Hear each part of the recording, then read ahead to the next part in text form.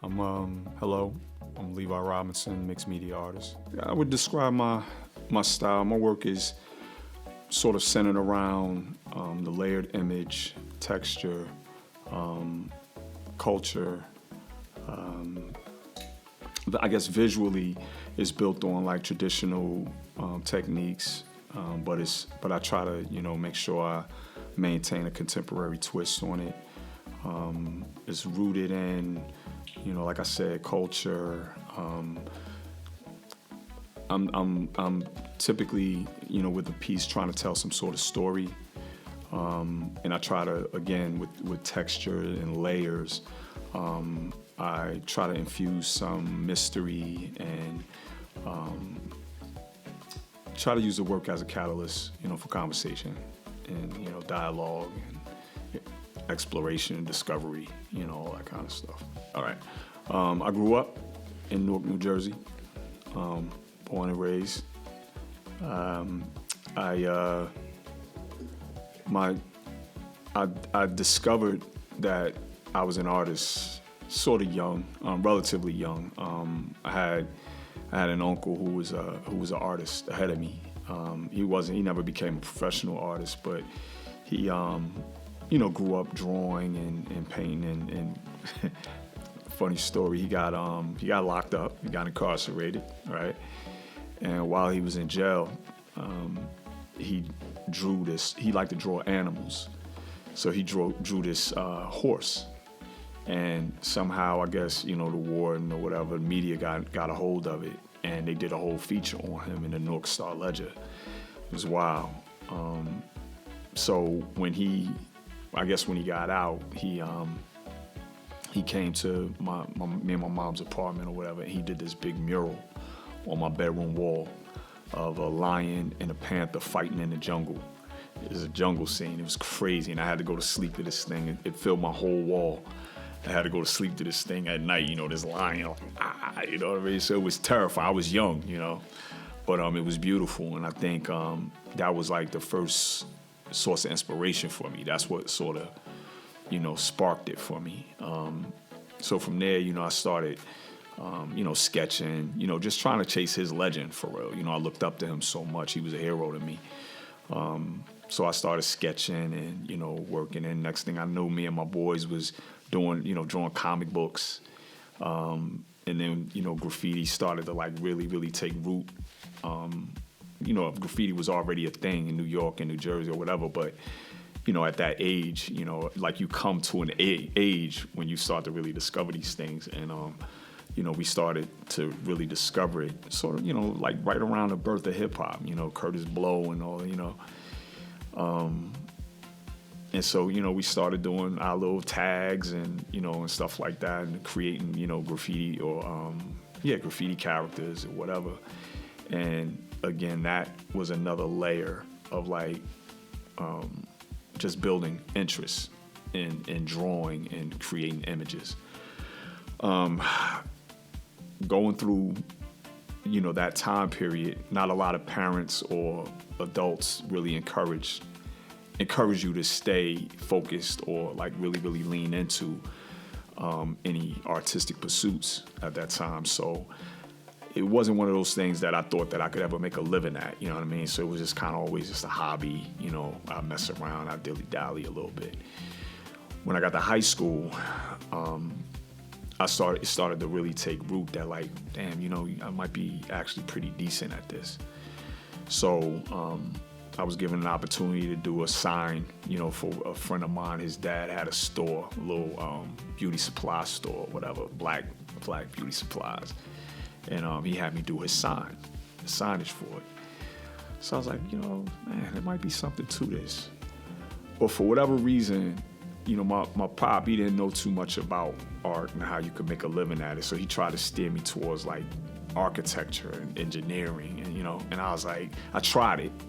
So what I ended up doing at that time, I was also, consider myself pseudo-intellectual, So there was a lot of, I knew a lot of 5%ers and Muslims and, the whole nine. And so we started doing a lot of building and, studying Black history. So what I did, I ended up ended up going to college and pursuing history as a major.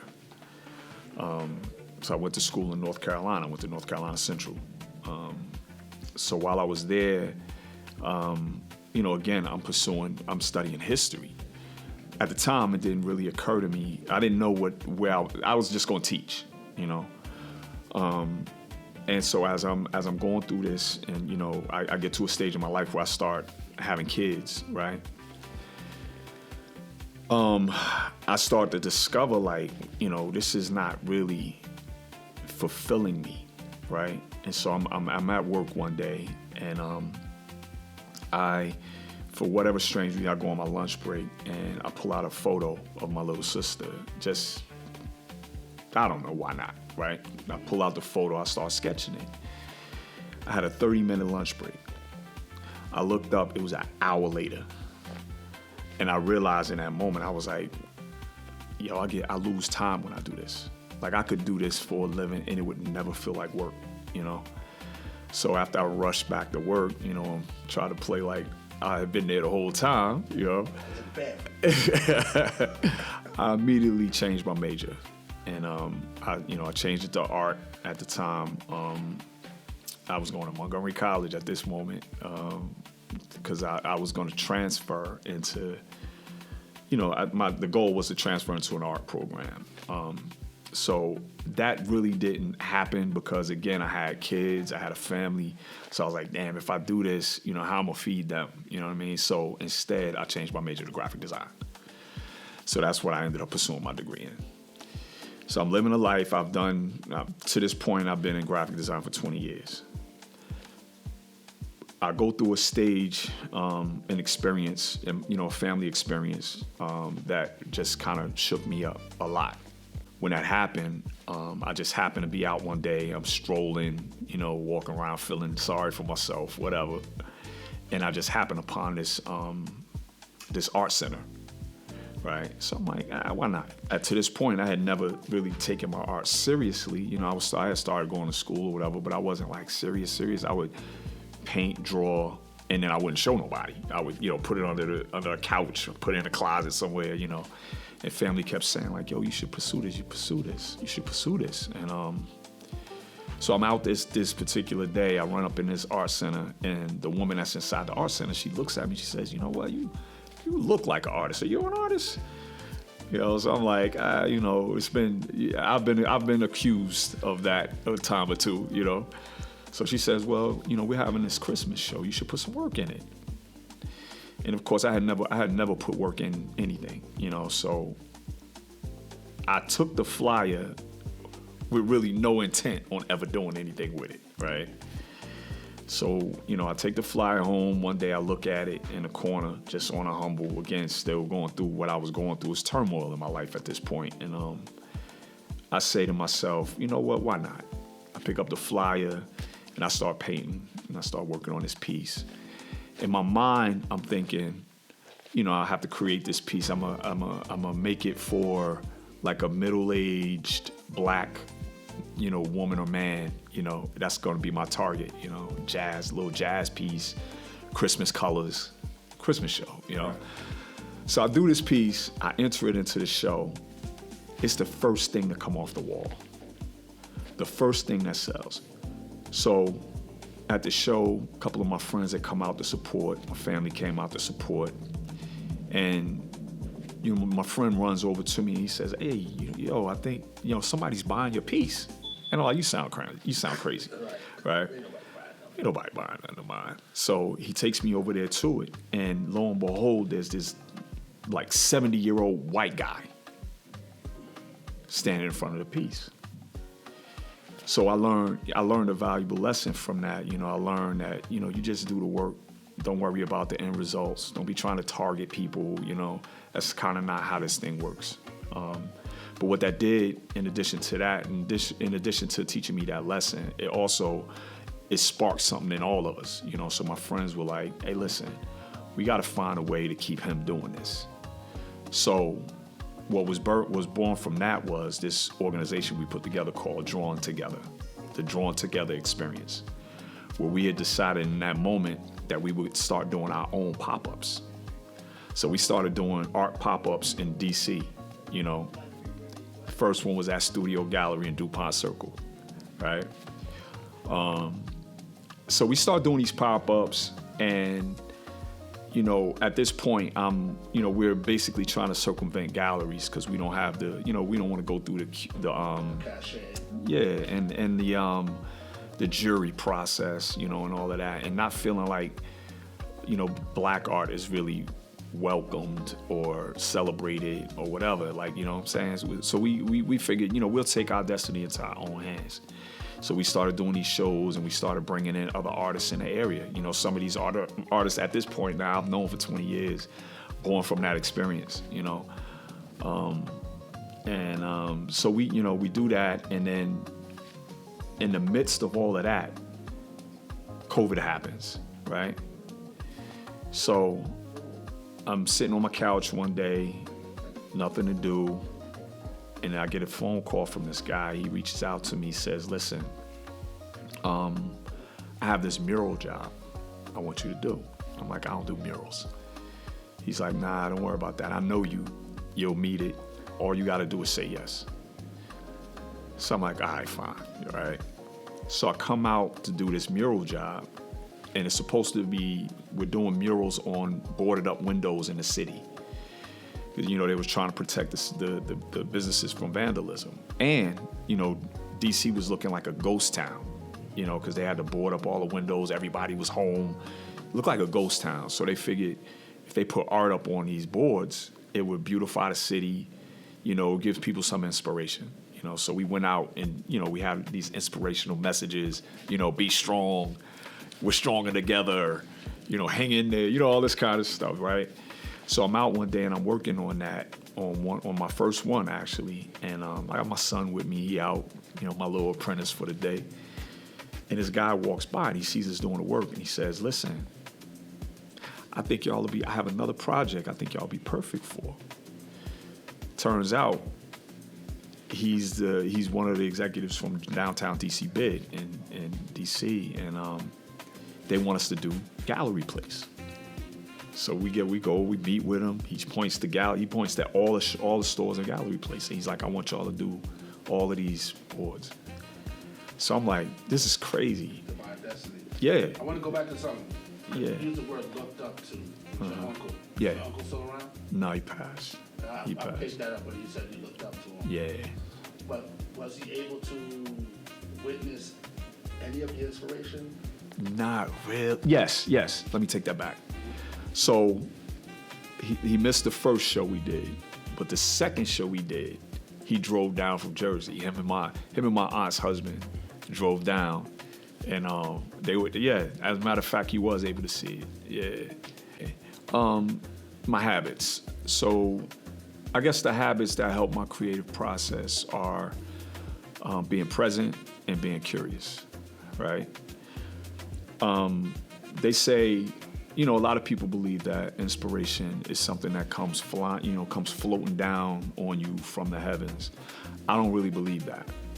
I believe that inspiration has to find you working, right?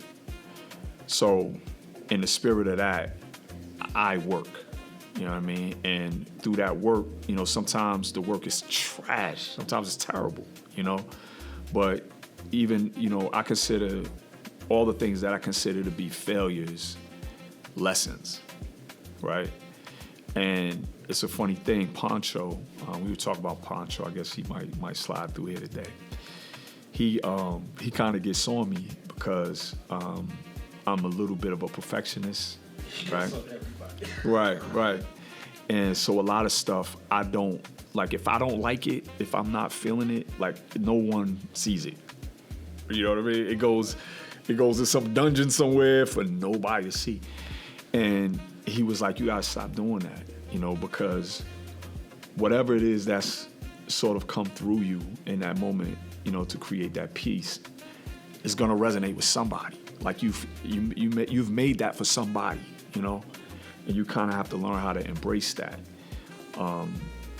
So what I've come to learn from that I'll do pieces sometimes that do nothing for me. Like I don't like them at all. And then someone else will see it and like immediately somebody will buy it. You know what I mean? Like immediately, or they'll collect it, or they'll you know, compliment it, or they'll want to talk about it, or whatever. You know what I mean? And it sort of reinforced the idea that just show up, be present, do the work, and, you know, be open, or whatever. That's a perfect segue to the piece that you have with us today. So you must like this one because you brought it. Yeah. What is the inspiration? I picked it up when you walked in. I felt it because, I felt it. Like a lot of us well, I'm gonna let you talk about it first, and then what is it about this piece that you just love about it? And you can look at it too, because we're wide enough for you to look at it. Okay. Yeah. What is it that I love about it? It's sort of, I think the piece is sort of a culmination of things that I've been working on for, like, my journey. I consider myself a work in progress. A lot of artists do. Some artists, you know, they kind of do the same thing. You know what I mean? They sit down and whatever that thing is, and they'll do that for a whole career. I can't do that, right? Yeah, I think and I'm hold your thought. Yeah. I see a lot of people who are not artists have really good, they know how to pretend to be. Yeah. But the real ones suffer from imposter syndrome. Yes. And I suffer is a good word. Yeah. I suffer from imposter syndrome for sure. And, you know, part of that is I consider personally, I'm respectful of this pursuit, right? So I'm always looking around and I'm like, you know, I'm okay. You know what I mean? I look around and I'm like, but this guy's doing this and this guy's doing that, this woman's doing that. You know, there's so much to learn. I always feel like there's just so much to learn, so many ways to explore. And at the end of the day, to me, personally, I consider myself a visual communicator, you know? And so I'm always searching for different ways, maybe even better ways to communicate a message through the work, right? So, I consider myself this work in progress. Like I'm constantly evolving, and I create the work, again, to create. I'm not always gonna be there to explain what the work is about. You know what I mean? And you know, when you take the work home, for whatever reason you take it home, hopefully, you know, the work opens up other thoughts. You know. I can think one thing when I'm creating a piece, but it could mean something completely different to you. And I'm always open to that. You know, sometimes I learn a lot from the way people view the work, you know. And to me, again, that's one of those byproducts of trying to stay open, you know. Just do the work. Let the work flow through you. Stay open. Don't be so, you know, wrapped up in the you of it all, you know, and your ego. And I'm telling you this through the work, or I want you to see, you know, I don't believe in that, you know. Even though it's not a jab at him, but Kanye does that. Yeah. Like I'm forcing him. Right. And I don't think that's art, and I don't think that's helpful. You know what I mean? And I think art is a tool that we can use to just to be helpful. You know what I mean? To one another in some way or another. You know, open our minds up to, you know, topics, conversations, things that we're feeling internally. You know, I just feel like it's a really powerful tool, and I think if not wielded the right way, it can be harmful. You know? Love it. I'm gonna change this last question into something a little bit more different, right? Okay. If your body of work was a tribe, what kind of conversations would your tribe be having?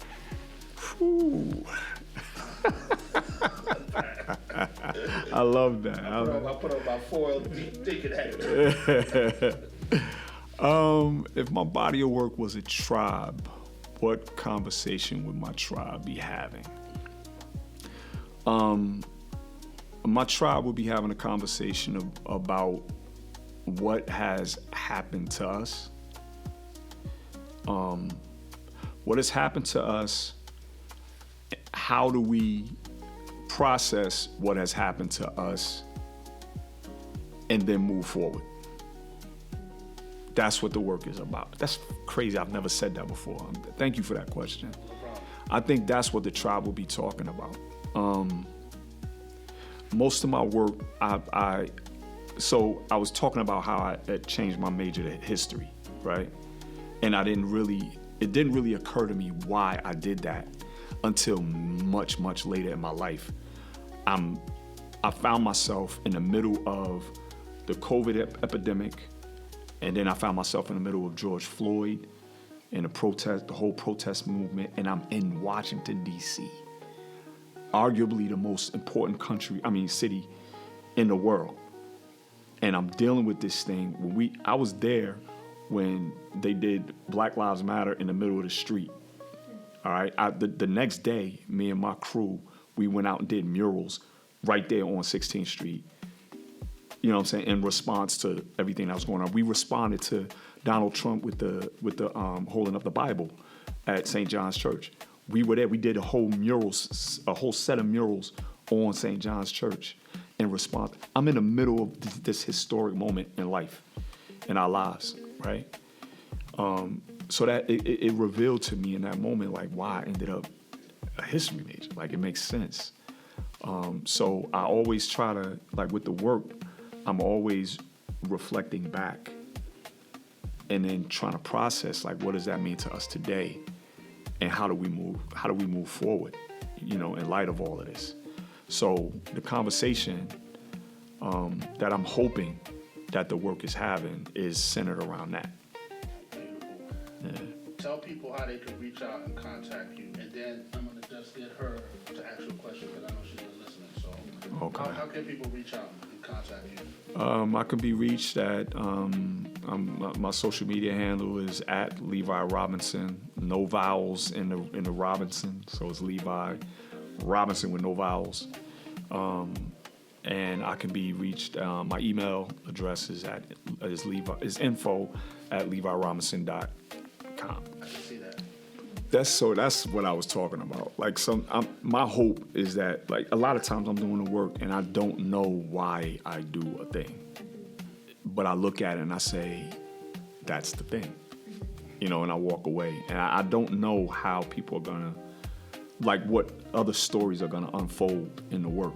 So I've never seen the African continent in it. That's very cool. No, that was not intentional.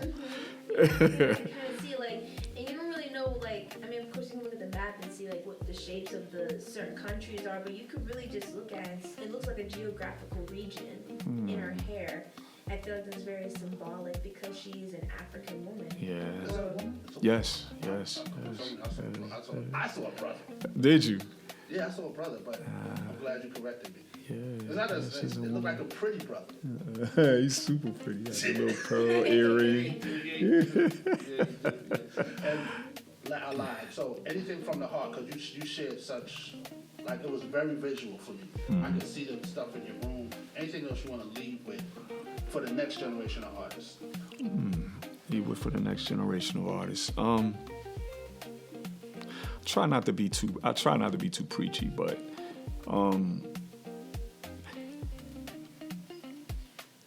just to, I kind of echo, I'm going to echo something I said previously, which is, I think art is a really, really powerful tool. If used wisely and reverently, it can bring about a lot of good in the world. I think one of the things that I typically like to say to young artists coming up is to be honest. Be honest in the work. Pursue honesty in the work. Pursue integrity in the work. Don't try to mimic, what someone else is doing. Try to find your voice. Style isn't I don't believe style is something that you can create. I think your style finds you, because you bring all of, the full you into this endeavor, and so as you're communicating through this medium, the you comes out in the work, and you have to allow that to happen. don't stand in the way. Don't let your ego, I'm chasing this guy and I want to do this and I want to do that. Don't let your ego get in the way. Let the spirit of the work come through you. Let whoever you are shine through the work. And I think, you got a future in this thing. Great clothes. Got a future in this thing.